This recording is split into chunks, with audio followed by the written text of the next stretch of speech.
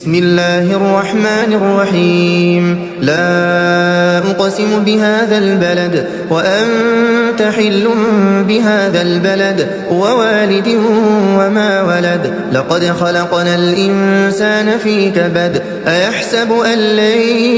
يقدر عليه أحد يقول أهلكت مالا لبدا أيحسب أن لم يره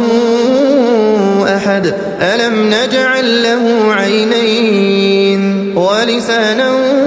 وشفتين وهديناه النجدين فلاقتحم العقبة وما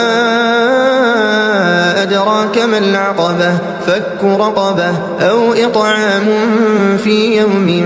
ذي مسغبة يتيما ذا مقربة أو مسكينا ذا متربة ثم كان من الذين آمنوا وتواصوا بالصبر وتواصوا بالمرحمة أولئك أصحاب الميمنة والذين كفروا بآياتنا هم أصحاب المشأمة عليهم نار مؤصدة